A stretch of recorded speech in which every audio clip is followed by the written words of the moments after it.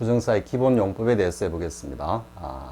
뭐 사실 부정사의 기본 용법 가운데 뭐 명사적 용법, 형용사적 용법, 뒤에 나오는 부사적 용법 이런 것들은 뭐 가장 기본적인 거고요. 그리고 사실 이 강의에서 구체적으로 이걸 설명할 그런 내용은 아닌 것 같습니다. 그렇지만 강하게 체계상 또 교재 어떤 편집 구성상 또 빼버리고 지나가기에는 조금 좀 허전한 그런 내용이고요.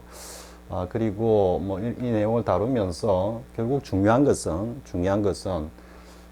명사적 용법이냐, 뭐 형용사 용법이냐, 부사적 용법이냐를 갖다가 구별하는 것, 그게 중요한 게 아니라 쌤이 옛날 고등학교 처음 고등학교 아닙니다. 중학교 시절 정도만 해도 다음 중 부정사 밑줄을 쳐놓고 부정사 용법 중에 다른 하나를 고르시오. 혹은 주관식으로 각 부정사의 구체적인 용법을 적으시오. 뭐 이래가지고 많이 훈련을 했습니다. 처음 영어를 배울 때는 당연히 뭐 거의 보는 순간에 이건 무슨 용법이다. 명사적 기능을 하고 있다. 형용사적 기능이다. 혹은 부사적 기능이다. 이거를 보는 순간에 곧바로 뭐 거의 보는 순간 한 1초도 안 돼가지고 바로 알 수 있도록 공부하는 게 정상적인 어떤 방법이긴 합니다. 근데 이제 그 정도의 어떤 수준, 뭐 달리 이야기하면 기본적인 내용을 갖다가 다 채워한 상태에서는 다른 관점에서 이해하는 게 훨씬 더 유용하고요, 효과적입니다. 그게 무슨 말이냐면 다시 한번 또 반복합니다. 쌤이 부정사는 동사이기 때문에 반드시 뭐가 있어야 한다?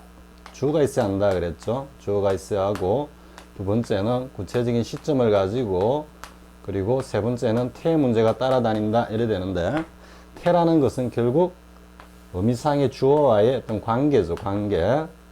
그래서 부정사의 각 용법을 갖다가 우리가 한번 이렇게 일람하면서도요, 그 부정사의 의미상의 주어가 누군가를 갖다가 빠르게 인식하고 느끼면서 곧바로 그 의미상의 주어의 어떤 태의 문제, 즉 주어가 능동적인 행위를 하고 있느냐 아니면 수동적인 어떤 행위에 영향을 받고 있느냐, 그걸 갖다가 곧바로 느끼면서 지나가는 것이 보다 더 유용하고 또 한 단계 높은 그런 어떤 학습 방법이자, 실제로 이제 굉장히 좀 긴 영문에서 부정사들이 좀 막 이렇게 복잡하게 이렇게 좀 다소 조금 난해한 어떤 그런 구조로 전개가 될 때, 이러한 관점에서 바라볼 때 보다 명료하게 영문을 이해할 수 있습니다.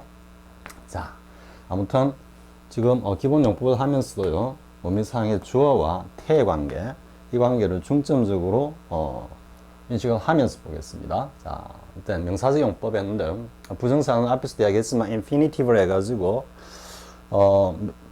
무한하게 기본 동사 원형의 의미를 갖다가 무한하게 이렇게 확장 발전시킨 것이기 때문에 당연히 그 안에는 명사적 용법, 형용사적 용법, 부사적 용법 다 표현된다 그랬죠. 그래서 명사적 용법일 때는 일단 명사가 가지고 있는 가장 기본적인 문장 성분으로서의 어떤 기능, 즉 주어 역할을 한다, 보호 역할을 한다, 목적어 기능을 한다 이래 되겠죠. 그래서 to see is to believe, 우리가 흔히 어떻게 알고 있습니까? 백문이 불여일견이다. 100번 듣는 것보다 한 번 보는 게 낫다. 이런 이야기죠. 그래서 그런 의미를 영어적으로 표현하면 to see is to believe. 근데 여러분들이 이제 이것을 해석을 할 때, seeing is believing, 나중에 이제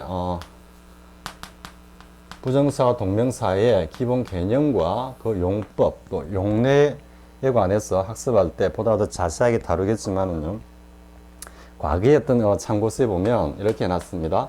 to see is to believe, seeing is believing, 같다 이런 식으로 하게 됐습니다. 쌤도 고등학교 때까지는 이게 뭐 별 문제 없이 뭐 당연한 거다 생각하고 공부했습니다. 왜냐하면 여기도 명사니까요. 즉 보는 게 믿는 거다. 이것도 보는 것이 믿는 것이다. 즉 자꾸적인 어떤 의미로만 이해를 하면은 전혀 문제가 없습니다. 그런데 그것은 결국 부정사와 동명사가 가지고 있는 그 기본적인 어떤 개념과 성질의 차이에 대해서 조금 간과했기 때문이다, 이렇게 볼 수 있는데요. 뭐냐면은 지금 이 의미는 to cease to believe는 뭔가를 갖다가 100번 이렇게 듣는 것보다는 가서 직접 한번 보면 그것을 명확하게 확인하고 믿게 된다. 이런 이야기죠. 그렇기 때문에 여기 to see도 부정사로 쓴 것은 살짝 미래적 의미가 있습니다. 그러니까 어떤 상황에 대해 가지고 왈가왈부할 게 아니라 가서 직접 한번 보면 이렇게 되는 겁니다.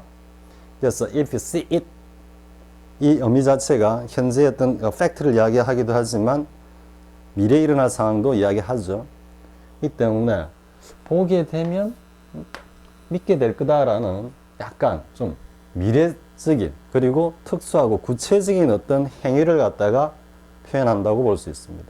근데 seeing is believing 해버리면 요거는 동명사가 가지고 있는 일반성 때문에 뭔가 본다는 거는 믿는 거다 이렇게 되는 겁니다. 그러면은 조금 의미를 좀 확장하면 의미를 좀 이해하면 보는 행위 자체가 믿는 행위다라는 합동의 어떤 이런 관계가 되어버립니다. 완전히 똑같은 행위가 된다. 그러니까 뭔가를 이렇게 본다라는 것은 그것을 갖다가 믿는 행위다 이런 의미가 되어가지고 믿는 행위 자체를 갖다가 보는 행위 자체를 갖다가 믿는 행위다라고 바로 이야기해 버리는 겁니다. 그래서 뭘 보게 되면 믿게 되어 있다라는 그런 의미와는 상당히 동떨어져 있는 그런 의미입니다. 그래서 seeing is believing 하면은 조금 다릅니다. 참고로 그렇게 이해하고요. 그 다음에 이제 보호로 쓰이는 경우 my hobby is to collect various antiques. antique 우리 고물품을 이야기하죠. 그래서 이때는 이제 보호로 쓰인 거고요. to collect가. 근데 이제 이 보호로 쓰이는 용법에서는 이 밑에 형용사적 용법에도 나오지만은 be 플러스 to 부정사 형식하고 분명하게 구분해야 된다 이래 되죠. 역시 과거에 이제 쌤 중고등학교 때 공부할 때도 이 be 플러스 to 부정사 용법과 이렇게 보호로서 사용되는 이 경우하고 구별하는 그런 시험이 많이 나왔습니다. 물론 시험으로서 어떤 가치도 있겠지만 실제로 이걸 구분하는 훈련은 굉장히 중요합니다. 영문 안에서 역시 긴 영문 안에서 정확하게 be 플러스 to 부정사와 보호로서의 어떤 기능 차이를 갖다가 명확하게 이해하고 하는 것, 영문을 정확하고 빠르고 정확하게 이해하는데 굉장히 중요한 요소입니다. 그럼 앞에서 이야기한 거 살짝 하면 collecting 하면 안 되느냐? My hobby is collecting various antiques로 동명사를 쓰면 되지 않느냐? 할 때 이때는 my hobby와 뒤에 나오는 이 various antique 뭔가를 수집하는 행위 자체가 동일한 행위로서 어떤 같은 성질을 가지는 거죠. 그래서 그냥 collecting이라고 쓰는 경우도 흔히 있습니다. 이 경우에는 동명사를 쓴다 해가지고 그렇게 어색한 느낌을 주진 않는데 위에 같은 경우에는 좀 의미가 다르다 이런 겁니다. 살짝 to be or not to be that's question 이렇게 되죠. 햄릿에서 나오는 문구인데 to be냐 not to be냐 그러면 여기서 being이냐 not being이냐 이렇게 만약에 seeing is believing이 to see is to believe와 똑같은 어떤 의미다 뉘앙스다 그러면은 이렇게 써도 되겠죠. 그래서 being or not being 이렇게 할 수도 있겠죠. 근데 햄릿의 이 대사가 주는 뉘앙스는 어떤 뉘앙스입니까? 이후에 지금 이 시점에서 이후에 내가 앞으로 존재할 것인가, 즉 살아야 할 것인가, 아니면은 사라져야 할 것인가, 이런 지금 생각을 갖다 표현하는 거죠. 그렇기 때문에 미래성을 가지고 있는, 그리고 또 살짝 뭡니까? 뭔가 의지죠. 내가 살아야 할 것인가, 아니면 살지 말아야 할 것인가, 여기도 의지가 들어있는 겁니다. 하는 의지와 또 살짝 미래, 이런 의미를 나타내기 때문에 부정사를 쓰는 겁니다. 그래서 being or not being 이렇게 쓰지 않는 이유도 마찬가지입니다. 근데 밑의 경우에는 동명사를 쓴데도 그다지 어색하지 않다 이렇게 볼 수 있습니다. 나중에 부정사 동명사 할 때 보다 더 자세히 하기로 하고요. 자, 그 다음에 이제 목적으로 쓰는 경우 want의 목적어다 이렇게 되죠. 더 이상 설명 안 하겠습니다. 자, 이 정도 하고요. 자, 그 다음에 이제 형용사의 용법은 형용사가 가지고 있는 기본적인 두 가지 용법을 부정사 역시 다 하겠죠. 그래서 명사를 수식하고 혹은 주어를 설명하거나 서술한다 이렇게 되겠죠. 그래서 요거는 한정용법, 요거는 서술용법, 보통 이렇게 이야기를 하죠. 그런데 이거를 뭐 명사를 수식하느냐 아니면 보호로서 주어에 대해서 설명을 하느냐 서술을 하느냐, 이거 구분하는 건 중요한 건 아닙니다. 여기서 중요한 건 앞에서 이야기했듯이 주어와 의미상의 주어를 확인하고 그것의 태를 갖다가 확인하는 게 중요한 겁니다. 그래서 의미상의 주어만 딱 확인되면 저절로 문장 전체 의미는 하나의 의미로 쑥 들어야 되는 겁니다. 그래서 I have no friend to advise 했는데 to advice의 의미상의 주어가 no friend라고 그냥 이해하면 쉽습니다. 왜냐하면 me까지 왔을 때 앞에 나오는 문장 전체 주 I는 to advice의 의미상의 주어가 아니라는 게 분명해지니까요. 그래서 친구가 없는데 근데 이 친구가 뭐 할 친구냐면 나를 도와줄 친구가 없다. 즉 주어 동사의 관계로 가면서 태는 뭐다? 능동이다. 이렇게 돼야 되는 겁니다. 이렇게 이해하면서 쭉 가버리면 되는 겁니다. 이거를 옛날식 학습 방법은 advice가 우리말 작구적인 해석을 딱 기준으로 하니까 도와줄 친구. 즉 영어적 인식이 아니고 영어를 이해할 때 우리말의 어떤 문법 구조를 가지고 공부를 해왔다라는 거죠. 그러니까 상당히 뭐라 그럴까요? 영어적 어떤 인식이나 감각으로 계속 이게 반복이 되면서 체화되어야지 보다 효율적이고 보다 빠른 영어 학습이 되는데 그게 자꾸 우리말의 인식 가지고 우리말의 어떤 문법이나 인식이 개입되다 보니까 그 정확성이나 속도를 자꾸 이렇게 방해하고 저해하는 그런 결과를 가져왔습니다.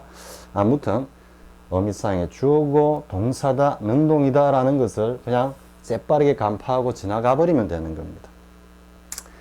그 다음에 보면 이제 they are 했죠. 그리고 to be seen 했는데 일단 주어가 있고 비동사 있고 to 부정사 이렇게 나왔죠. 그래서 be 플러스 to 부정사는 뒤에서 보다 자세히 설명하는데 이것은 기준 시점에서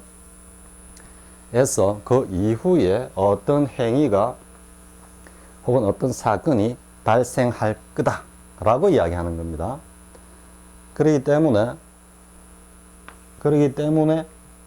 전체적으로는 to 부정사의 미래성을 보다 더 명확하게 보여주는 가장 대표적인 어떤 용례라고 볼 수 있습니다. be 플러스 to 부정사가 이 관련해서는 뒤에 많은 어떤 또 용법들이 나옵니다. 근데 아무튼 they are to see라고 하지 않고 to be seen 했을 때는 이 의미상의 주어가 they이고 be 플러스 to 부정사 용법이면서 수동이네 이렇게 가면 되는 겁니다. 그러면서 그것들은 어느 곳에서나 그것을 볼 수 있다 이래야 되겠죠. 이거는 나중에 한번 다시 하겠지만요. 이 문장을 그냥 외우는 겁니다. be 플러스 to 부정사는 nothing was to be seen. 조금 이 문장하고는 좀 반대 의미죠. that waters 하든지 혹은 sands 하든지 이렇게 외워두는 겁니다. 이 한 문장을 외우면요. 어떤 효과가 있느냐 하면 문장 전체가 문장 전체가 부정문이다. 그죠? 부정으로 시작하는 문장 구조 하나, 그리고 be 플러스 to 부정사의 용법이 하나 나오면서 거기에 다시 수동태 형식이 한번 개입되어 있고요. 그리고 but라는 except라는 여기 때는 이제 전치사 의미겠죠. but의 의미도 하나 챙기면서 여기서 이렇게 waters, sands라고 복수로 쓰고 있는 명사의 단수 복수의 문법 사항까지 들어 있습니다. 그래서 이 한 문장 딱 외우면은 무엇보다도 be 플러스 to 부정사 용법의 용법 플러스 수동이라고 하는 즉 be 플러스 to 부정사 용법을 완연하게 자신의 것으로 만들 수 있는 겁니다. 그리고 명사의 문법 매우 중요합니다. 이거 실질적으로 요즘 시험에는 명사 관사를 묻는 문제는 거의 잘 안 나오죠. 문법 문제에서도 기껏 나온다 하면은 수의 일치 정도가 나오죠. 거의 모든 참고서에서 제시하고 다루고 있는 수준 정도의 문제가 나올 뿐인데 실제로 이제 명사 관사가 뭐 까다롭기는 한데, 그 까다롭다라는 것은 뭐 쌤 고등학교 시절 이렇게 반추해 보면은 뭔가 명사 관사에 대해서 그 원리를 갖다가 탁 꿰고 처음부터 끝까지 논리적으로 쫙 설명하는 그런 어떤 학습서가 전무했기 때문입니다. 그러니까 명사 관사 문법은 하나하나 일일이 명사 하나 나올 때마다 다 외우는 그런 수준이었습니다. 그러다 보니까 명사 관사의 학습은 굉장히 소모적이고, 그리고 그 소모적이고 많은 에너지를 갖다가 쏟아붓는데 비해서는 학습 효과가 전혀 나오지 않는 그런 영역이에요. 그러니까 뭐 지금은 어떤지 모르겠습니다만은 과거 쌤 시절에 뭐 대학이나 대학원 이 정도 시절에 보면 주변의 지인들이 다 뭐 외국에 이제 박사과정 한다고 가서 공부하고 있는 그 지인들이 많이 있었습니다. 그 지인들 이야기를 들어보면은 뭐 명사관사 쪽에 나가가지고 뭔가 페이퍼 라이팅을 하면은 전부 다 빨간비가 쭉쭉 내리는, 빨간비가 레드레이는 쫙쫙 빨간 거로 다 끄인다라고 하소연을 하던데요. 그때 당시 이제 미국이나 이런 공부하러 간 지인들하고 뭐 조금 지금같이 이메일이나 이런 게 있으면은 서로 주고받고 뭐 굉장히 빠르게 문제를 해결할 수 있습니다만은 한 번씩 뭐 한국에 들어왔을 때 만나서 이야기를 들어보면 이런 애로사항을 많이 이야기를 했습니다. 많이 이야기했습니다. 뭐 그때 당시만 해도 쌤도 아직까지 뭐 완벽하게 모든 걸 갖다가 이 체계적으로 정립해 놓지 못한 어떤 그런 수준이기 때문에 뭐 부분적인 어떤 그런 뭐라 그럴까 조언이나 이런 거는 할 수 있었지만 지금 같으면 이제 웬만한 명사관사 문법을 제대로 공부하는 학생들은 아마 뭐 웬만한 어떤 라이팅에서 고생은 하지 않을 겁니다. 그런데 또 미묘한 부분들도 또 있습니다. 관사를 쓰지 말아야 할지, 뭐 정관사, 부정관사를 써야 할지, 그런 것들은 사실 많은 데이터를 가지고 기본적인 어떤 그 개념을 갖다가 딱 정립시키고 난 다음에 뼈대를 잡아놓고 많은 영문을 보면서 체화해야 되는 겁니다. 자, 아무튼 nothing was too distinct but whereas sense, 이 문장을 하나 외워두는 겁니다.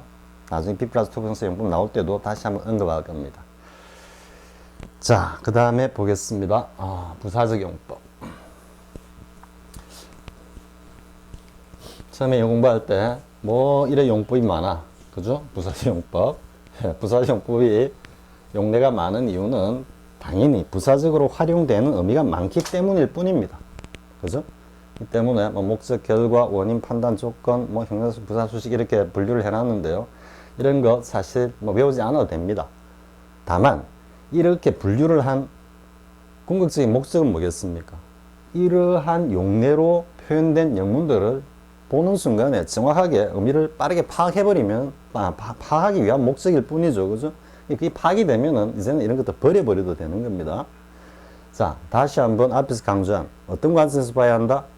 의미상의 주어와 그리고 태의 관점에서 본다 이래야 되는 겁니다. 당연히 뭡니까? 시제도, 구체적인 시점도 단수형이냐 완료형이냐 그거는 기본적으로 따라다녀야 되는 거고요. 자, 보겠습니다. He worked hard 하고 not to fail in the exam 이렇게 했죠. 그러면 여기서 이제 to fail, not는 앞에서 이렇게 수식하는 건 앞에서 한번 했죠. 보다 더 분명히 하기 위해서는 in order to 이래 가지고 뭐뭐 하기 위해서 so as to 이렇게 가죠. 그죠? so as to 뭐 이렇게 가는데 이게 이제 not가 to 부정사 앞에 to 앞에 오는 결과 in order not to, so as not to 이렇게 되는 겁니다. 근데 이제 보다 구체적으로 표현하기 위해서는 이런 것들을 표현하고요. 왜냐하면 표현하지 않았을 때 문장 가운데서 뭔가 이런 목적의 의미가 좀 불분명하게 드러난다거나 좀 보는 순간에 확인이 되지 않는 경우 in order not to 이렇게 써주는 것이 분명하고요. 그리고 조금 더 보면은 뭔가 목적 의지라 그럴까요? 뭐 이런 의미를 갖다가 보다 더 확연하게 부각시키기 위해서 in order to, so as to 뭐 이렇게 써준다고도 볼 수도 있습니다. 근데 아무튼 지금 생략된 경우에 보면은 to fail의 의미상의 주어가 누구냐 하면은 he라는 거는 쉽게 이제 이해가 되죠. 당연히 능동이고요. 그러면 그가 열심히 노력을 했는데 내려가면서 의미를 채워가는 겁니다. 기본적으로. 물론 이제 뭐 이 강의 보고 계시는 분들은 이런 설명이 필요 없겠지만은요, 여러분들이 혹 이제 좀 뭐 뭡니까 다른 학습자들에게 좀 조언을 갖다가 줄 수 있는 혹은 줘야 하는 그런 상황이라면은 이런 것들을 이제 이런 식으로 좀 설명해 주는 게 낫지 않느냐, 이런 의도입니다. 그래서 그가 어쨌든 열심히 했는데 to fail, not to fail in the exam. 문맥적 의미 열심히 한 거는 뭐냐면 결국 실패하지 않기 위해서 했다, 이렇게 자연스럽게 느껴지는 거죠. 이렇게 느끼면 그만인 겁니다. 그래서 이걸 뭐뭐 하기 위해서라는 우리말 작부적인 의미에 따라서 보니까 목적 용법이네, 이거는 이제는 버려도 되는 겁니다. 버려도 되는 겁니다. 자, 그 다음에 이제 결과죠. 결과. 이게 처음에 이제 보면은 옛날 영어를 보면 그런 아마 경험을 하신 분도 혹 있을지 모르겠습니다. 아니, 목적이라고 했는데 목적적으로도 되는데 결과적인 어떤 의미로 해석해도 무방한 그런 표현들이 좀 있죠. 위에도 보면은 그대로 한번 해볼까요? 그는 실패하지 않기 위해서, 시험에 떨어지지 않기 위해서 열심히 노력했다 했는데, 근데 실질적으로 이 한 문장은 그가 열심히 노력한 결과 시험에 떨어지지 않았다라는 결과적인 용법의 의미라고 단정 지을 수는 없죠. 근데 뒤에 블라블라 하면서 하지만 그는 또 다른 실패를 겪고 다음해를 기약하면 뭐 더더욱 열심히 노력하겠다고 다짐했다, 뭐 이런 내용도 나올 수 있겠죠. 그죠? 그렇기 때문에 지금 이 용법이 뭐 결과적인 용법이다, 그죠? 반드시 결과적인 용법이다, 이렇게 볼 수는 없겠죠. 그런데 열심히 한 결과 뒤에 성공했다 이러면은 문맥적으로 그는 열심히 노력한 결과 시험에서 실패하지 않았다는 결과적 의미도 문맥적으로 나중에 이어지는 뒷내용에 따라서 달라질 수도 있습니다. 결과적 용법으로 나올 수도 있습니다. 그러니까 이제 뭐 목적, 결과 뭐 이래 하나로만 쓰이지. 왜냐하면 우리말의 언어적 인식은 1:1 대응을 좋아하기 때문에 우리의 언어적 인식도 뭔가 하나와 다른 하나와 정확하게 딱 매칭이 되고 나머지 것을 딱 배제해버리는 이런 언어적 인식을 절개합니다. 우리 지금 언어라 보면은. 그러다 보니까 뭔가 하나가 1:1 대응을 벗어나서 1대 다자로 이렇게 서로 연결되는 부분은 굉장히 짜증이 나는 겁니다. 근데 영어는 본질적으로 1대 다입니다. 전치사에서도 이야기했지만 대표 개념에서 다양한 의미로 파생해 가는 겁니다. 근데 우리말은 보면 좀 1:1 이렇게 대응에 가깝습니다. 그러다 보니까 조금 좀 성가시게 그렇게 느껴지는 경우가 있죠. 그죠? 그리고 그 당시는 또 부정사의 성격이 붙음과 밀침, 이런 어떤 정사 투의 성격에 관한 개념이 전혀 없던 시절이기 때문에 더더욱 그랬죠. 그런데 가서 붙는 거는 뭔가 하나의 목적적 의미로 뭔가 자신의 생각, 의도가 그 행위에 가가지고 있다라는 의미로 이해되고, 밀친다라는 건 그러니까 이동. 쌤 살짝 지금 조금 말이 앞섰습니다. 이동은 목적의 의미고 붙음은 결국 뭡니까? 그것을 이뤄낸 결과로 가는 거죠. 그래서 이렇게 이해해버리면 투부정사의 목적과 결과, 그리고 뒤에 원인, 판단, 뭐 이런 것들, 판단입니까? 이런 것들은 또 밀침으로 이렇게 연결이 됩니다. 앞에서 했지만은요, 쌤이 앞에서 좀 시간을 들여가지고 전치사 투의 기본 개념과 그리고 대표 개념, 이동해서 붙고 붙는 결과 그 반작용으로 밀친다라는 내용을 갖다가 설명했던 것은 실질적으로 보면은 여기 부정사의 부사적 용법 여러 가지가 있지만 전부 다 이동하여 붙고 밀친다라는 어떤 그런 개념, 성질이 다 포함되어 있고 뚜렷하게 드러나기 때문입니다. 자, 그러면 이제 이렇게 보면은 여기서 결과용법 보면 그럼 자랐어. she가 의미상에 주어져. to be. 자랐어. 의사가 되었다. 그죠? 자연스럽게 되죠. 이때 grow up to be는 앞에 우리 본 어떤 표현과 비슷합니까? turn out to be. 이 to be 의미와 다를 바가 없죠. turn out. 명료하게 드러난 결과 보니까 뭐더라. 그죠? 그녀는 성장한 결과 의사가 되었다. 이렇게 되는 거죠. 이걸 어떤 목적으로 잘못 해석하면 의사가 되기 위해서 성장했다. 의사가 되기 위해 성장했다는 말은 의미 자체도 좀 어색합니다.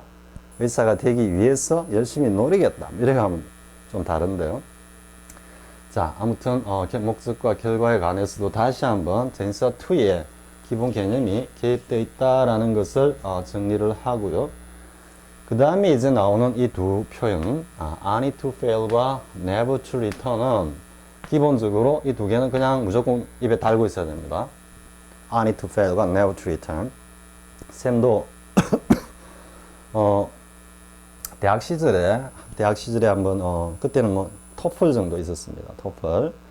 토플이라도 앞에 문법도 굉장히 많이 나왔고요. 이게 나오면은 문법 문제를 보다가 이제 틀리면 앞에 별표를 하나 딱 해놨습니다. 별표를. 그래가지고 한 3회독 내지 뭐 어떤 책은 한 5회독까지 합니다. 그러면서 별표가 하나도 나오지 않을 때까지 보는 겁니다. 그런데도 별표가 5개가 오승장군으로 딱 체크되는 것들이 한 번씩 있습니다. 그게 뭐냐면은 이 I need to fail 이런 겁니다. 너무 뭐 간단하니까 대충 그렇구나 하고 지나가는 겁니다. 그리고 실제로 영문을 보면은 I need to fail이나 never to return 이런 표현들이 다른 부정사의 많은 어떤 용례와 비교해서는 굉장히 희소합니다. 등장하는 우리가 영문을 통해서 보는 빈도가. 그러다 보니까 조금 시간이 많이 흘러가 버리면 살짝 잊어버리는 겁니다. 살짝 잊어버립니다. 그래서 문법 문제에 한번 딱 또 접하면은 이게 또 뭐지? 뭐 이런 걸 자꾸 반복을 합니다. 그래서 이제 그때 이제 선생님이 느낀 건 뭐냐면은 무조건 별표가 2개 이상 치지는 거, 한 번 치지는 거는 1회도 갈 때 틀리고 두 번째부터는 다 맞았다라는 이야기죠. 별이 2개 이상 치지는 거는 무조건 외운다. 무조건 외운다. 그래서 I need to fail, never to return 그리고 뭐 많은 어떤 그 예문들을 갖다가 무조건 외웠습니다. 사실은 외웠습니다. 또 그게 이제 데이터베이스가 축적이 되니까 뭔가 어떤 영문법의 로직에 대해서 사유를 할 때도요. 뭔가 그동안 이렇게 외워가지고 축적해 두었던 부정사 파트라면 예를 들어서 부정사 파트라면은 뭐 부정사의 미래성이나 이런 데 돼 가지고 뭔가 개념이 한번 살짝 떠올랐다면은 그 로직 루트를 쭉 따라가는 로직을 구성해 가는 그 과정에서 그간에 외웠던 문장들이 머릿속에서 막 도는 겁니다. 그러니까 그 로직을 이 문장은 이렇지, 이 문장은 이렇지, 이 문장은 이렇지 이래 되는 거죠. 근데 그런 것들이 축적되어 있지 않으면은 그런 문장이 떠오르지 않으면은 어떤 문장을 가지고 내가 이것을 규명해 봐야 되겠다라는 그러한 어떤 인식조차 떠오르지 않고요. 또 페이퍼 사전 열심히 뒤져봐도 하루 종일 뒤져도 그게 부합하는 혹은 그 로직의 설명에 도움이 될 만한 예문들을 찾기가 어려울 때가 많습니다. 즉 그러니까 머릿속에 많이 축적되어 있던 데이터베이스가 자동으로 구동이 되면서 툭툭툭 튀어나오니까 이건 여기에도 대입해보고 저기도 대입해보고 하니까 짧은 시간 내에 많은 생각을 할 수 있도록 만들죠. 이건 이제 물론 좀 연구하는 입장에서 하는 이야기고 뭐 연구하는 입장뿐만 아니라 실전에서 어떻게 되겠습니까? 실전에서도 여러분들이 이런 것들을 그냥 쌤이 외우라고 한 게 있죠. 앞에 nothing was to be seen but whereas 이런 게 앞에 또 뭐가 있었습니까? Such a meanness does not become a man of his means라고 하는 그런 등등의 문장들을 딱 외우고 있는 순간에 있으면은 관련된 어떤 문법 그걸 암기하고 있지 않는 학생들에게는 굉장히 어려운 겁니다. 거의 포기하는 어떤 그런 문법입니다. 문법 문제입니다. 혹은 구문 문제입니다. 그런데 그것을 외우고 있는, 체화하고 있는 입장에서는 그냥 쌤이 자주 쓰는 표현이죠. 그냥 3초 게임입니다. 보는 순간 다 바로 탁 나오는 겁니다. 그게 영어 실력이죠. 문법이 무슨 문법만 한다고 천만에 맞아. 문법 실력은 정말 엄청난 영어 실력입니다. 그거는 실전에서도 문법과 관련된 문제는 굉장히 시간을 단축시켜주고 거기에서 건진 남은 시간을 독해에 투입하면서 보다 여유있게 그리고 아주 신중하게 영문을 갖다가 읽어낼 수 있는 그런 여력을 제공하는 겁니다. 근데 이게 영어 실력이 아니라고 이야기하는 사람들은 좀 이해가 안 됩니다. 아무튼 I need to fail이나 never to return 이런 등등은 무조건 외워두는 겁니다. 그리고 an이는 부정어미이기 때문에 but 의미가 들어있는 겁니다. 그래서 he worked hard, but he failed라고 하는 절의 의미를 절을 갖다가 어떻게 역시 이렇게 구로 표현하는 겁니다. 밑에 마찬가지죠. He left last year. 지난해 집을 떠났어. But he never returned. 그죠? 역시 절을 갖다가 부정사로 표현한 겁니다. 그래서 I need to fail, never return은 반드시 외워두고요. 이건 얼마든지 응용할 수 있습니다. 또 꼭 fail만 오는 게 아니고 이게 또 꼭 return만 오는 게 아닙니다. 다른 동사들이 와가지고 뭔가 결과를 갖다가 나타낼 때 얼마든지 쓸 수 있습니다. 하나만 해볼까요? 뭐 he tried to persuade him 하고 그대로 Annie to feel 그죠? 뭐 frustrated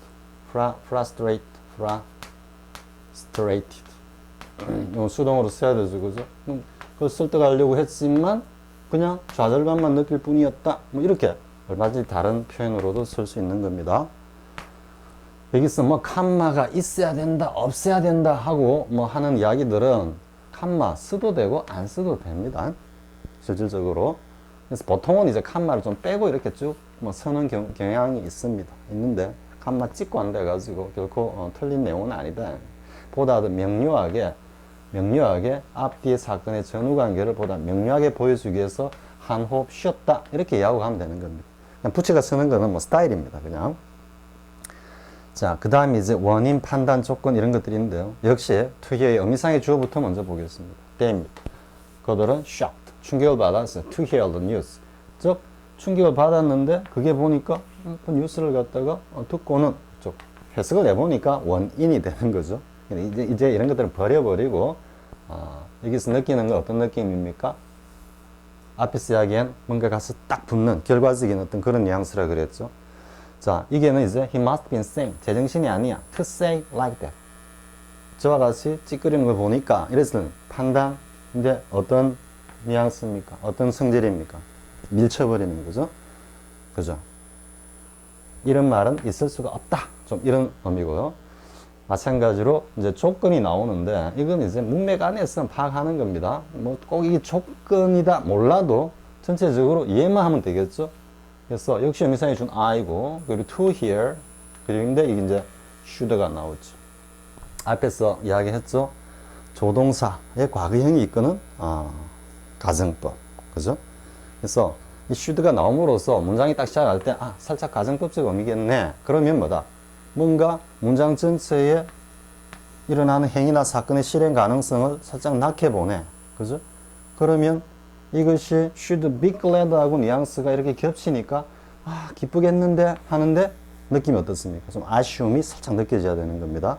그러면서 to hear from her, 그녀로부터 소식을 들을 수 있으면, 그녀 소식을 들을 수 있으면 기쁠 텐데 전체적으로 좀 소식이 주고받는 것이 소식을 들을 가능성이 좀 떨어지는 이런 뉘앙스죠. 그러면 이걸 갖다가 이제 구니까 준동사가 표현하고 있는 의미상의 주어와 그죠? 시점, 태임까지 다 해가지고 하면 if 어떻게 되겠습니까? 의미상이 좀 I고 그리고 좀 들을 수 있었으면 하는데 조금 뉘앙스 좀 떨어지죠? 그러니까 가능성 떨어지죠? If I could hear 이렇게 조동사 could를 써서 표현해주면 된다 이겁니다. 여기다가 if I could hear 하지 않고 if I heard라고 써도 틀린 문장은 아닙니다. 아닌데 이거는 뭔가 사실을 완전히 뒤집어 버리는 거기 때문에 아예 못 듣고 있다라는 이런 의미고, 그죠? heard는 그러니까 내가 지금 소식을 듣는다면 이런 뉘앙스고, 이거는 could는 어떻게 돼요? could hear는 들을 수 좀 있다면 이렇게 가는 겁니다. 자, 그 다음에 형용사 수식을 했는데 이것은 앞에 쌤이 한번 강조를 했죠.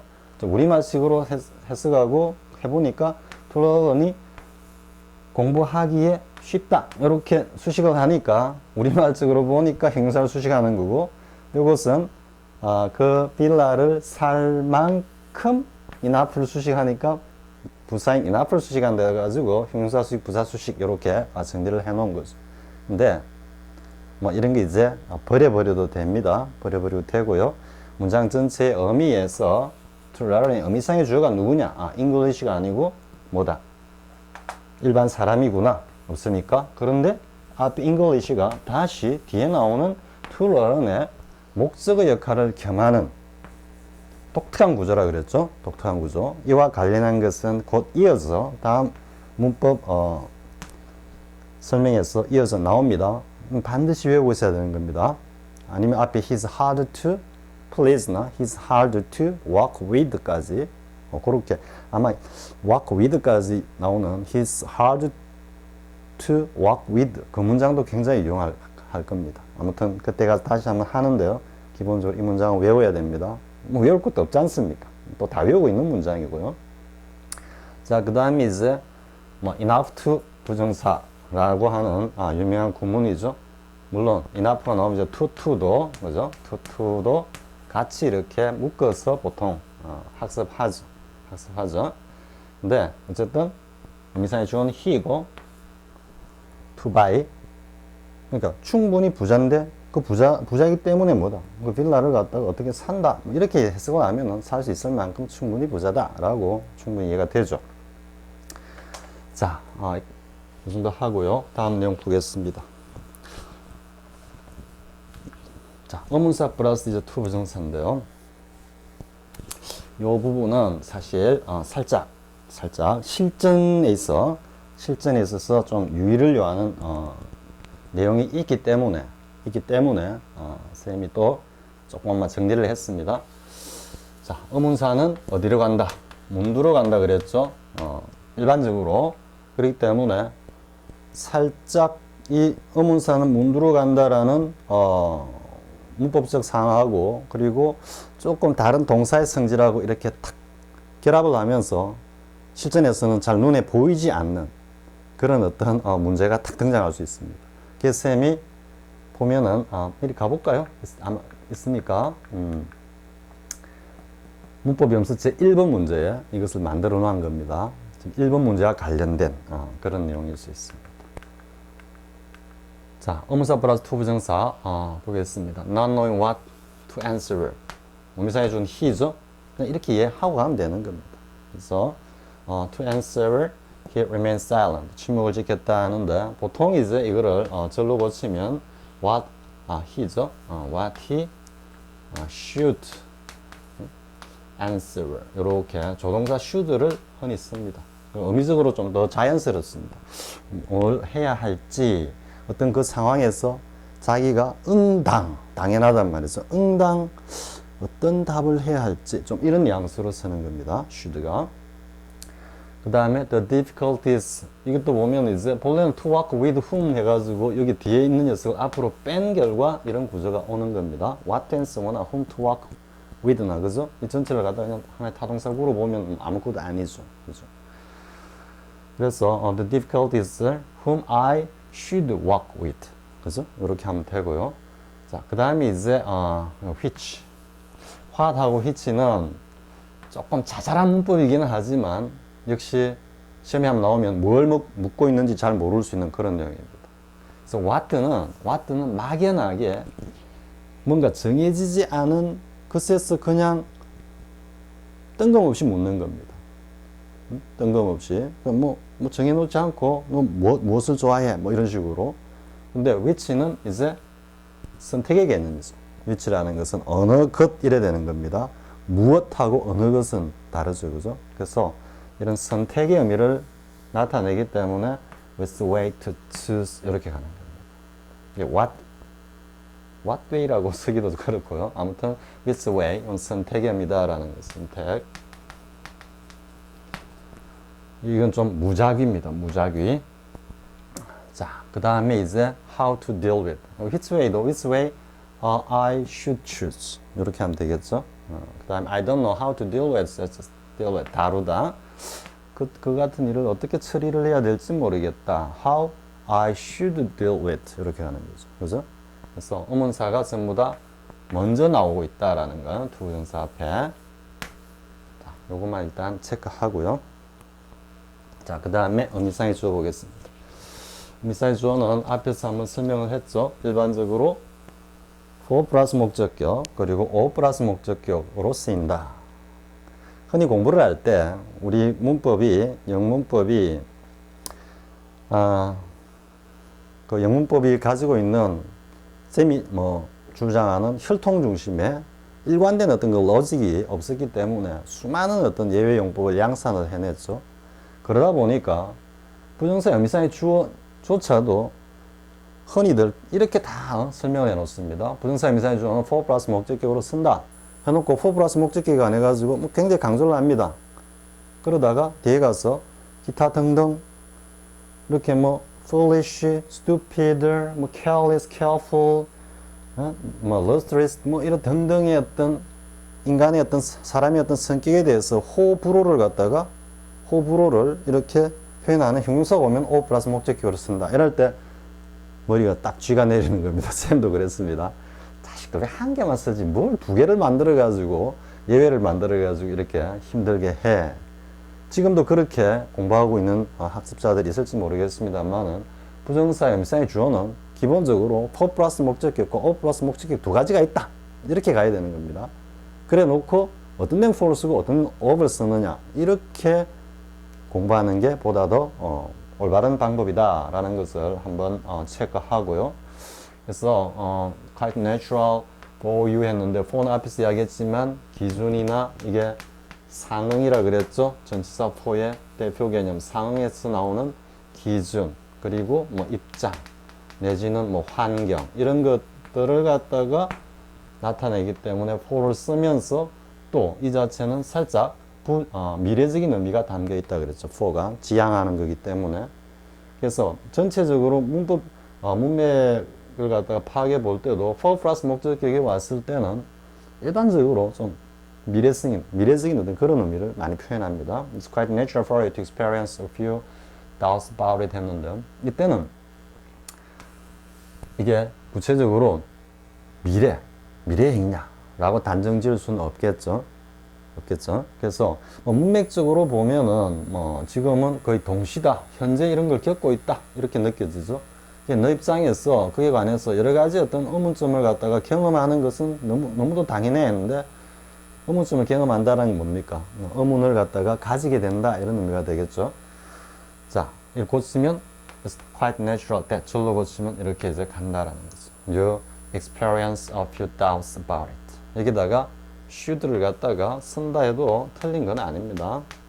이땐 뭔가 화자의 감정이나 이런 것들이 확연하게 탁 들어가는 거죠. 너가 그런 의문을 가지는 것은 너무도 당연해.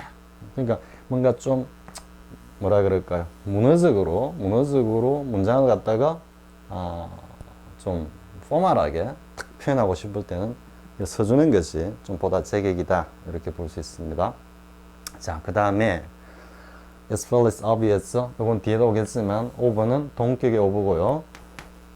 동격의 over고 그리고 you are foolish라 해가지고 over가 오면은 바로 you are foolish의 등식 관계가 성립된다 그랬죠. 그래서 to spend so much on such times. spend on은 반드시 알아야 되는 표현이고요. 그와 같이 사소한 것에 그렇게 많은 뭔가 투자를 했다 이런 의미가 되겠죠. 지출을 한 것은 어리석어 이래 되겠죠. 지출을 하는 것은 어리석다 이렇게 되겠죠. 그래서 you are foolish 이런 구조가 된다. 관계 의미적으로 그리고 that you should 이때는 좀 뭐라 그럴까요? should를 쓰는 것은 의외, 당혹 혹은 그런 것은 있을 수가 없어. 부정사 의미적으로는 좀 밀쳐버리는 그런 뉘앙스도 들어가 있죠. 근데 선생님이 한번 찾아봤습니다. It's foolish. foolish 때 for 플러스 목적격으로 쓰는 경우는 과연 없을까? 근데 흔치는 않습니다. 근데 선생님이 영미의 요즘 현대 작가들을 이렇게 검색을 해보니까 for 플러스 목적격으로 for is foolish for 목적격 이렇게 쓰는 경우 간혹 나옵니다. 간혹 나오는데 그런 경우에는 똑같이 이 기준에 비춰보면 그러니까 쌤이 지금 단정 지을 수는 없습니다.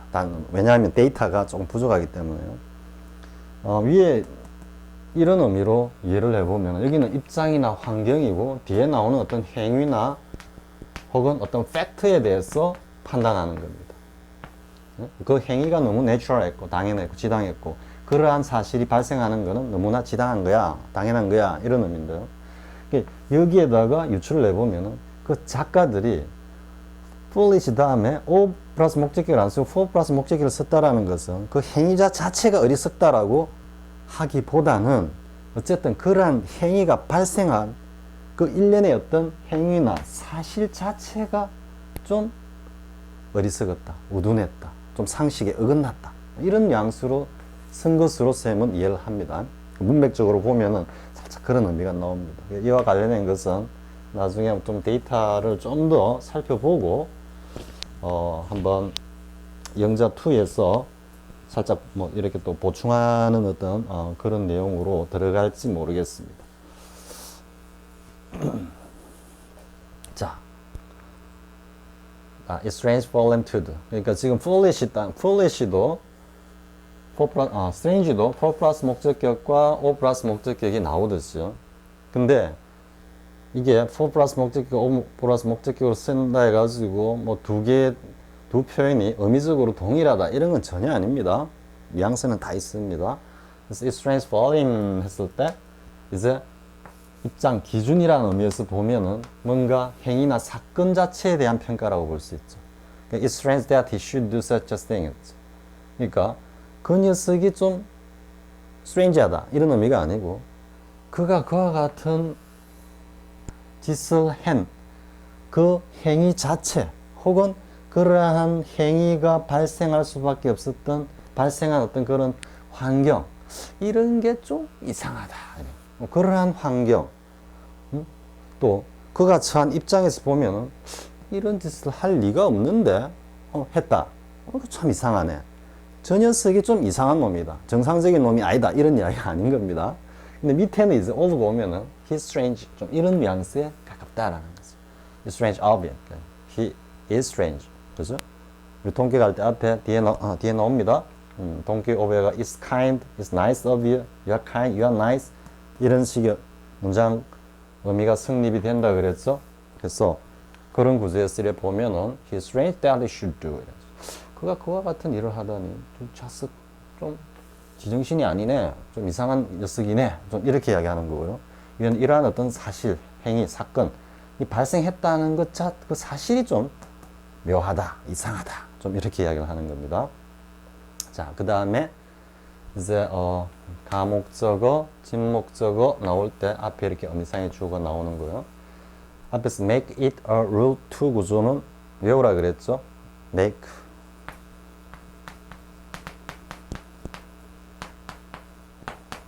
이런 구조예요. 반드시 외우고 있어야 됩니다. 그래야지 문장 볼 때 쉽게 쭉 나가는 겁니다. 그래야지 전체 한 문장이 하나의 의미로 쑥 들어오는 겁니다. 자, 그의 어떤 고민이 made it difficult for him. 그가 explain his feelings. 이때는 화가 났다라고 보는 것도 근심이라고 볼 수 있겠습니다. 자신의 어떤 그 감정을 갖다가 설명하는 걸 어렵게 만들었다 이렇게 되죠. 마찬가지 이제 더 쉽게 만들었다. wants to make it easier for small business. 그죠? 그러니까 뭐 중소기업이다, 소기업체다 이렇게 볼 수 있겠죠. 그 소기업체들이 은행에 뭐 대출을 받는 것을 좀 더 쉽게 만들기를 원한다 이렇게 되겠죠. 다 설명 안 해도 되겠죠. 자, 여기서도요. make it 하고 여기 o 플러스 목적격으로 오는 표현도 쌤이 한번 찾아봤습니다. 찾아보니까 아직까지는 이런 용례가 좀 찾기가 어려웠습니다. 뭐 코빌트나 이런 데서 예문을 갖다가 뒤져봐도 좀 찾기가 어려웠습니다. 그래서 아직까지 이 구조에 대해서는 쌤이 뭐라고 할 이야기가 없습니다. 솔직히 나중에 다시 한번 생각해 보기로 하고요. 자, 동기교업.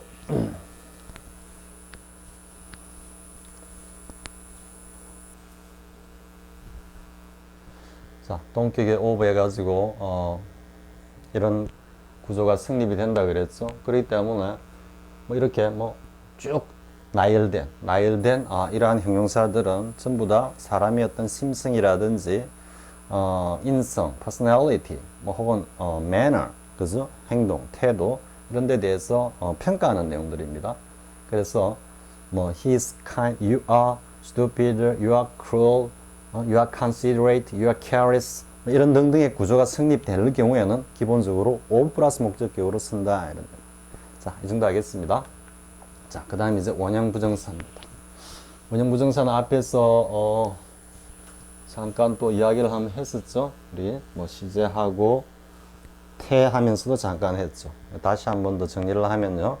자, 원형 부정사는 쓰이는 경우는 지각동사나 사역동사들이 이끄는 문장에서 목적 보호로 사용될 때 기본적으로 원형 부정사를 쓴다 그랬죠. 근데 원형만 쓰는 것이 아니고 또 뭐다? ing도 쓰고 pp도 쓴다 그랬죠. 다만 to 부정사만 안 쓴다 이래 됐죠. 그죠? ing를 쓰는 경우는 진행이나 반복의 의미를 강조하는 거고 pp를 쓰는 경우는 뭐 수동 혹은 지속적인 어떤 상태를 갖다가 표현할 때도 쓸 수 있다 그랬죠. 그래서 일단 원형 부정사가 사용된 to 부정사가 사용되지는 않는다. 이렇게 일단 정리를 하고요. 그리고 이럴 때 이제 원형을 쓰는 것은 선생님이 앞에서 한번 이야기했습니다. 사역동사도 마찬가지인데 원형 부정사는 조동사가 떨어진 거라 그랬죠. 조동사가 떨어진 거고 조동사가 기준 시점과 가능성을 갖다가 다 관장을 하는 관계로 인해서 조동사가 떨어진 동사 원형은 어쨌든 기준 시점 자체도 해체가 되면서 가능성도 유보해 버린다 그랬죠. 즉 가능성 100%와 0% 사이를 긍정과 부정 사이를 어쨌든 자유롭게 표현할 수 있다. 그럼 그 구체적인 의미는 문맥 안에서 결정이 된다 그랬죠. 문맥 안에서 화자 입장에서 그 행위 가능성을 갖다가 단정 짓는 것이 아니라 문맥 안에서 그 행위 주체, 그 동사, 원형 동사의 행위 주체가 결과하는 드러내는 그 결과에 따라 가지고 가능성을 확인된다 그랬죠. 근데 이제 왜 이제 원형을 쓰느냐, 투부정사를 안 쓰느냐 하면 투부정사는 투의 미래성 때문에 시간적인 어떤 갭이 좀 있다 그랬죠. 그죠? 그리고 행위자의 어떤 의지에 따라서 그 결과가 달라질 수 있다 그랬죠.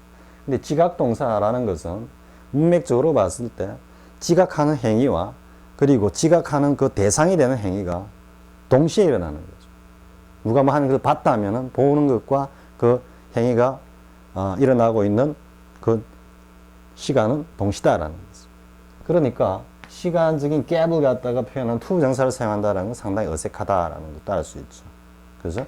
그리고 여기에서 보면은 이 카가 의미상이죠. 보면 the old man. 이런 의미상의 주어가 뭔가 이런 행위를 하고자 하는 의지가 드러나는 건 아니죠. 그래서 이 지각동사는 어쨌든 동시다. 동시라는 관점에서 투부정사를 갖다가 배제한다고 볼 수 있고 플러스 또 하나는 또 뭡니까? 팩트다. 팩트. 왜? 뭐뭐 하는 걸 봤다라는 것은 화자 입장에서는 객관적인 어떤 관찰자 입장에서 봤을 때도 이 사건은 이미 일어났다라는 걸 알 수가 있죠. 그죠?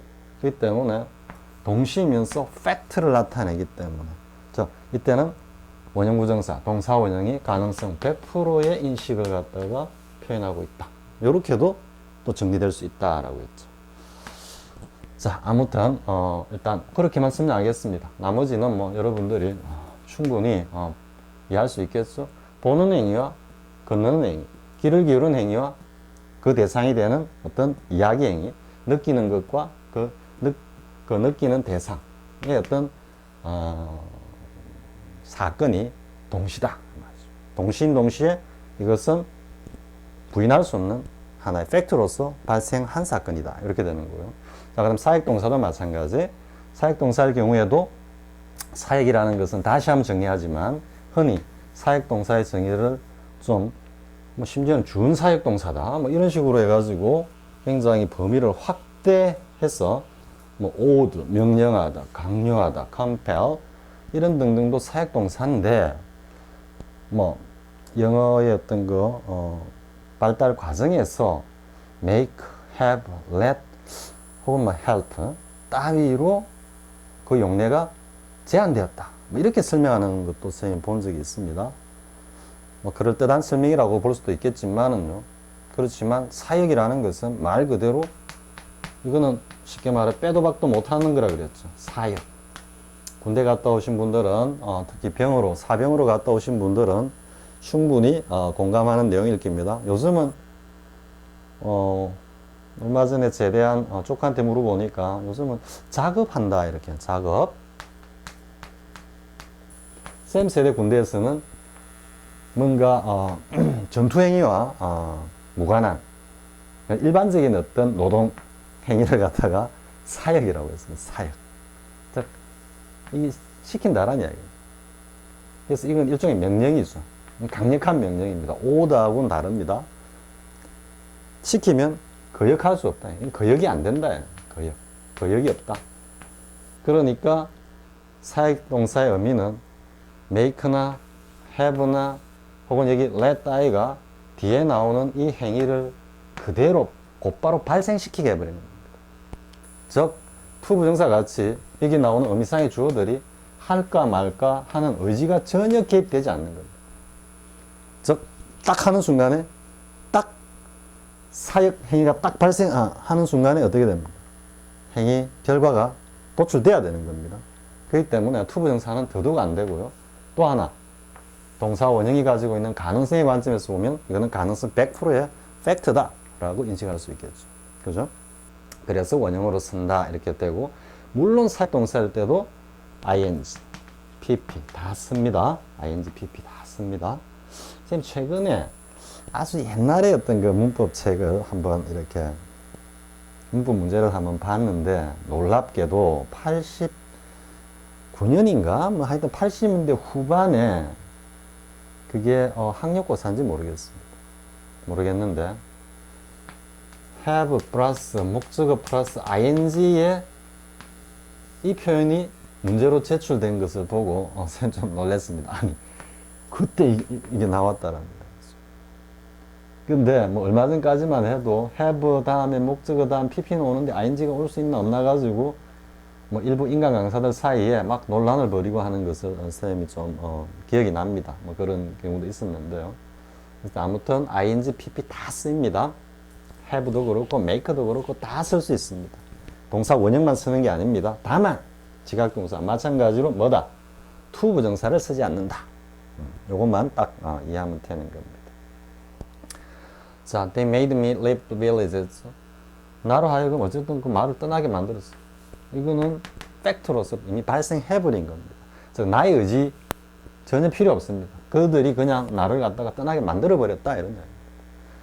여기는 I'll have them order the medicine you need. 너가 필요한 약품을 갖다가 그들로 하여금 주문을 하도록 내가 시킬게.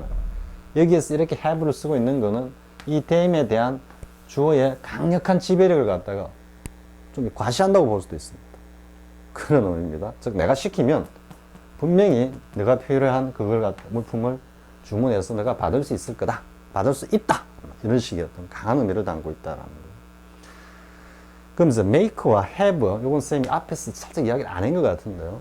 여러분들이 보면은 뭘 하도록 만들다고 시킬 때 make가 보다 더 분명하고 좀 더 강한 힘을 느끼게 하는 그런 생각을 가질 수 있습니다. 근데 왜 이제 행위지배를 할 때 have를 쓰느냐라는 거를 한번 느껴보기 바랍니다. 행위지배입니다. 왜냐하면 이 make하고 차이가 좀 있습니다. have는 소유죠. 소유고 고대 노예 사회에서 한번 노예를 소유했다 생각해 봅시다. 이 소유한 노예에 대해서는 이 노예의 노동력, 즉 행위를 갖다가 절대적으로 지배할 수 있습니다. 즉 사역적 지배를 할 수 있다라는 이야기죠. 그렇기 때문에 이 소유라는 이 의미가 행위 지배로 이렇게 연결되는 겁니다. 그렇기 때문에 누구를 직접 시키거나 아니면 그 대상을 다른 사람을 시켜서 수동적으로 그 대상에 대해서 뭔가 행위를 가하게 해서 이 대상이 수동적인 영향, 효과를 발생시키는 것 모두 다 제3자에 대해서 행위 지배를 하는 겁니다. 그렇기 때문에 이렇게 내가 직접 하는 것이 아니고 다른 사람을 시켜서 그 사람의 행위를 통해서 의도한 효과를 갖다가 곧바로 발생시키는 것은 다 have를 씁니다. have, make 아닙니다. 그러니까 make는 뭐냐? make는 이러한 행위집의 의미보다는 하나의 사건 개념입니다. 사건. 그러한 어떤 사건이 일어나도록 야기시켰다, 만들었다 이런 의미입니다. 그래서 왜 make가 더 강력한 것 같은데 왜 have를 쓰지? 이렇게 이해해야 되는 겁니다. 즉 소위에서 나오는 노동력에 대한 행위지배 개념이 have다라는 겁니다. 가령 하나 예를 들어 볼까요? The movie made us crying 다 쓸 수 있습니다. all the time. 그냥 cry 하면은 그 영화 때문에 우리 하루 종일 울었어. 저 영화 보는 내내 울었어. 이런 의미인데 crying을 썼을 때는 뭔가 이게 계속 진행되고 반복되는 그런 뉘앙스입니다. 그 영화 보는 동안에 우리는 계속해서 줄곧 울었어. 다 쓸 수 있는 겁니다. 근데 지금 이 영화가 우리로 하여금 울으라고 시키는 겁니까? 행위지배를 하는 겁니까? 아니죠. 이거 갖다 had us 이렇게 쓰면 이상한 겁니다. 이때는 그냥 사건 개념입니다. 사건. 그 영화 때문에 우리가 줄곧 보면서 줄곧 눈물을 갖다 흘리면서 보았다. 그런 의미로 일단 crying the 제격입니다. 이해가 되죠? 자, 어쨌든 왜 이제 행위지배일 때 have를 쓰느냐라는 것도 여러분들이 이해를 하고요. 그 다음에 이제 보면은 let 나오죠. let도 뭘 시키다라는 의미가 있지만 허용하다라는 의미도 있죠. 시키는 것과 허용하는 것은 불가분의 관계입니다. 즉 여기서 한번 보면은 don't let him라고 했죠. 이때는 시키지 마라 이 말인데 허용하지 마라 이 말이죠. 근데 허용이라는 개념을 한번 봅시다. 허용이라는 이야기는 결국은 일정한 행위를 갖다가 발생시키느냐 아니면은 그것을 금지하느냐에 대한 절대적인 힘을 가진 자만이 할 수 있는 겁니다. 즉 뒤집어 생각해 보면 사역적인 강력한 행위 지배력을 가진 자만이 이걸 허용하는 거고요. 이해가 되죠? 그렇기 때문에 여기서 왜 이제 사역적인 의미로 원형을 쓰느냐라는 것을 갖다가 이 허용의 기본 개념을 잘 이해를 하면 됩니다. 성질을. 그리고 이제 또 한번 볼까요? 가능성의 관점에서 한번 볼까요? 자, let me talk about 이런 식으로 이제 제가 어디 뭐가 안에서 이야기 좀 하겠습니다. 이렇게 이야기를 하죠. 이렇게 블라블라 갈 때 한번 느껴보십시오. 지금 제가 무슨 이야기를 하겠습니다라고 했는데 지금 이야기하고 있는 이 화자가 자신이 지금 이야기를 청중들한테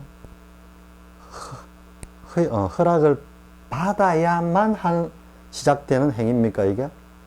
아니죠. 이미 연단에 올라가든지 아니면 여러 사람 앞에 두고 자기가 이야기를 하겠다고 딱 꺼내는 겁니다. 이건 하나의 팩트로서 이미 진행 혹은 발생할 가능성이 100%인 사건을 나타내는 거죠. 제가 그거 안에서 이야기 좀 하겠습니다 하고 그냥 이야기 내뱉는 겁니다. 하겠습니다 해놓고 let me talk about 해놓고 두리번 하면서 상대방의 어떤 허락을 기다립니까? 아니죠.